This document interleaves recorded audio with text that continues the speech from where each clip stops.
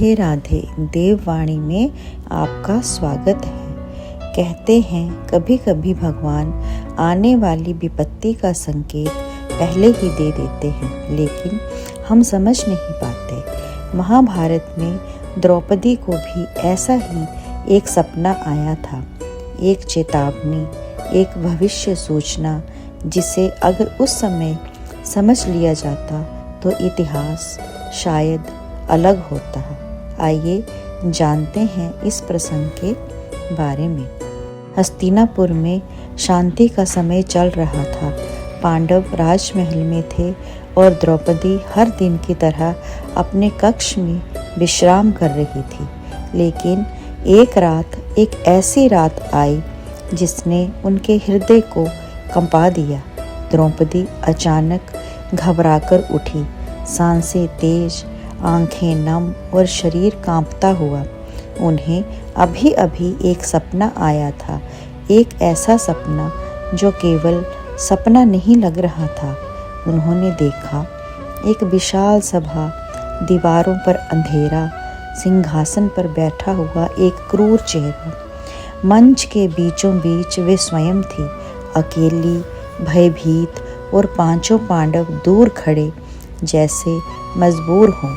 आसपास लोग हंस रहे थे, ताने मार रहे थे और कोई दुष्ट व्यक्ति उनका वस्त्र खींचने को बढ़ रहा था। और तभी जैसे उनके सिर पर किसी ने हल्का हाथ रखा।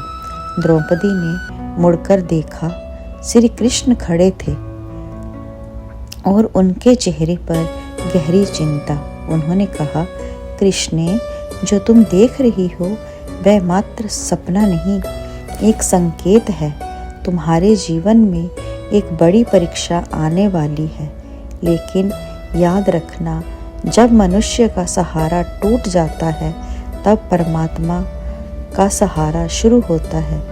इतना कहकर कृष्ण जैसे हवा में विलीन हो गए और उसी क्षण द्रौपदी नींद से जाग उठी।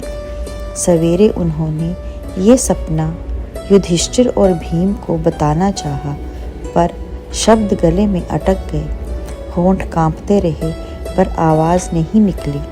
दिल कह रहा था कुछ बुरा होने वाला है।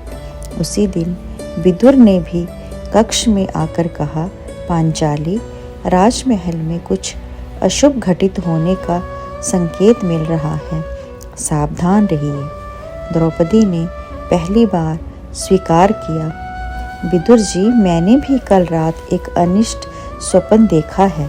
विदुर धीरे से बोले, दुशासन और दुर्योधन की योजनाओं से बचकर रहें, और यदि कोई दिवस ऐसा आए जब आपको कोई सहारा न दिखे तो कृष्ण को पुकारिएगा, वे दूर नहीं होंगे। ये सुनकर द्रौपदी की आंखों में आश्वासन का एक दीप जला, लेकिन मन के भीतर कहीं एक भय स्थिर हो चुका था। कुछ हफ्तों बाद वही सपना सच बना। महाभारत में द्रौपदी का अपमान, परंतु उस दिन जब सब असहाय हो गए थे, जब दुनिया मौन थी, तभी वही हाथ, वही शक्ति, वही कृपा उपस्थित हुई जिन्हें द्रौपदी ने अपने सपने में देखा था। कृष्ण का आशीर्वाद और पहले संकेत के रूप में आया था, वही आगे चलकर उनका सबसे बड़ा कवच बना। राधे राधे। ऐसी और कथाएं सुनने के लिए मेरे चैनल को लाइक, सब्सक्राइब और शेयर करें। राधे राधे।